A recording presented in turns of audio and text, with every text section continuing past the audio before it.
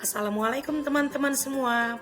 Hari ini kita akan membahas materi IPA tentang hubungan antar makhluk hidup atau simbiosis. Dalam materi ini, kita akan membahas pengertian serta bentuk-bentuk simbiosis bersama saya, Valentina Ginting. Sebelum masuk ke materi, kita harus paham dulu ya apa tujuan dari pembahasan kali ini. Yang pertama, agar kita mampu memahami pengertian dari simbiosis, serta kita mampu mengidentifikasi bentuk-bentuk simbiosis dalam suatu ekosistem. Nah, teman-teman, apakah sebelumnya kamu sudah pernah mendengar kata simbiosis? Atau kamu masih ingat apa arti dari simbiosis? Nah, simbiosis adalah hubungan timbal balik antar dua organisme atau makhluk hidup. Dalam pembahasan kali ini, kita akan mempelajari jenis-jenis dari simbiosis. Simbiosis mutualisme, simbiosis komensalisme, simbiosis parasitisme, simbiosis amensalisme, dan simbiosis netralisme. Selanjutnya, kita akan membahas jenis-jenis simbiosis. Yang pertama, kita akan membahas simbiosis mutualisme. Simbiosis mutualisme merupakan hubungan timbal balik antar makhluk hidup yang keduanya saling menguntungkan. Contohnya, burung jalak dan kerbau. Jalak akan mendapatkan makanan dengan memakan kutu yang ada pada tubuh kerbau. Sedangkan kerbau akan menjadi bersih karena kutu yang merupakan parasit akan hilang pada tubuh kerbau. Contoh simbiosis mutualisme berikutnya adalah hubungan antara bunga dan kupu-kupu atau lebah. Dalam simbiosis ini, kupu-kupu dan lebah akan mendapatkan makanan dengan menghisap sari bunga atau nektar dari bunga. Dalam hal ini, bunga juga mendapatkan keuntungan, yaitu kupu-kupu dan lebah membantu dalam proses penyerbukan. Jenis simbiosis yang kedua adalah simbiosis komensalisme. Simbiosis komensalisme adalah hubungan timbal balik antar makhluk hidup di mana salah satu makhluk hidup merasa diuntungkan, sedangkan makhluk hidup yang lain tidak diuntungkan dan tidak pula dirugikan. Contohnya, hubungan antara bunga anggrek dan pohon inangnya. Anggrek membutuhkan pohon untuk tempat menempel agar memperoleh sinar matahari guna proses fotosintesis. Sedangkan pohon tidak diuntungkan dan tidak dirugikan karena anggrek hanya menempel dan dapat membuat makanannya sendiri.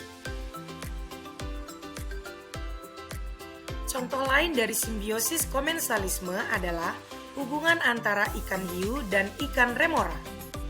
Ikan remora berada dekat tubuh ikan hiu agar memperoleh makanan berupa sisa-sisa remahan makanan ikan hiu dan terhindar dari predator. Sedangkan ikan hiu tidak merasa dirugikan karena ikan remora tidak mengganggu serta ukuran tubuhnya juga relatif kecil sehingga tidak akan mampu mengambil semua makanan ikan hiu. Yang ketiga adalah simbiosis parasitisme. Simbiosis parasitisme adalah hubungan timbal balik antar makhluk hidup di mana salah satu makhluk hidup diuntungkan sedangkan makhluk hidup yang lain dirugikan. Contoh dari simbiosis parasitisme adalah hubungan antara benalu dengan pohon inangnya. Benalu yang menempel pada tanaman inang akan menyerap makanan yang dihasilkan oleh tanaman inang. Akibatnya, tanaman inang akan mati karena makanannya diserap oleh benalu.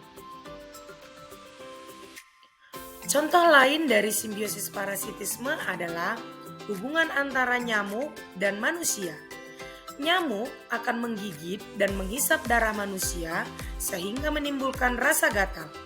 Bahkan beberapa jenis nyamuk justru dapat menyebabkan demam berdarah dan malaria. Dalam simbiosis ini, nyamuk diuntungkan karena memperoleh darah dan sebagai sarana untuk berkembang biak. Sedangkan manusia dirugikan karena dapat terjangkit penyakit berbahaya.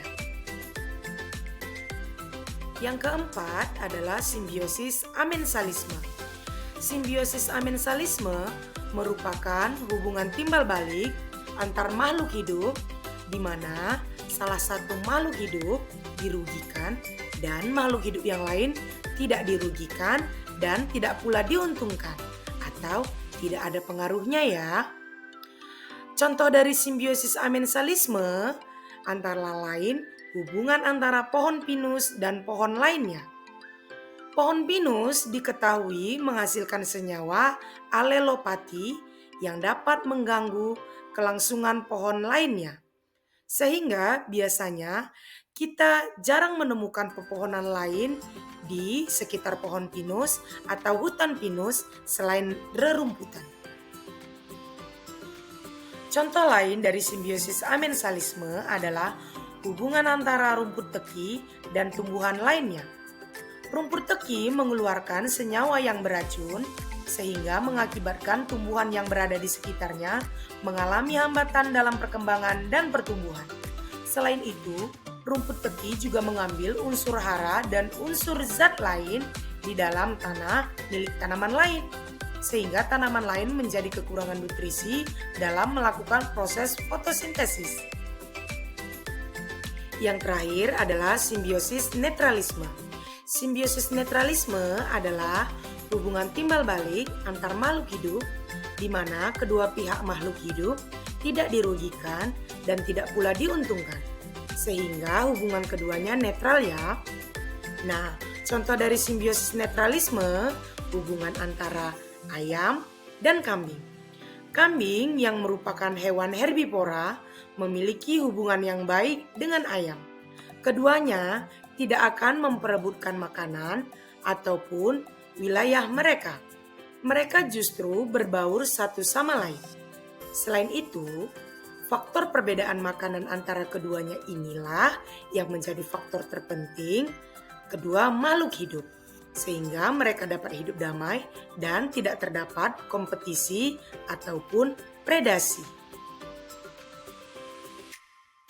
Contoh lain dari simbiosis netralisme adalah hubungan antara gajah dan jerapah.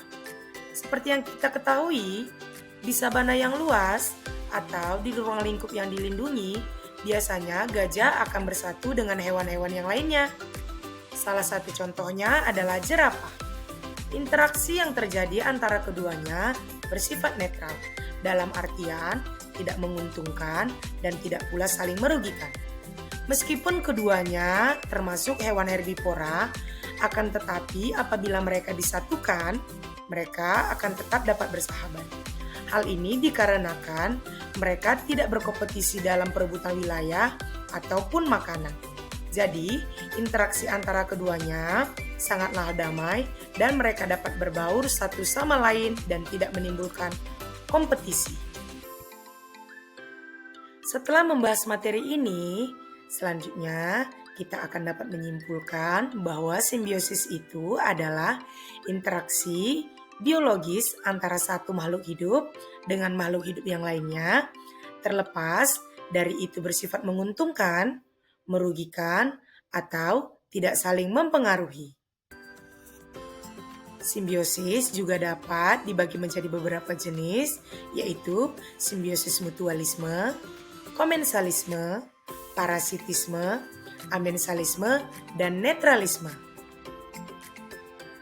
Sekian pembahasan materi IPA kita tentang hubungan antar makhluk hidup atau simbiosis.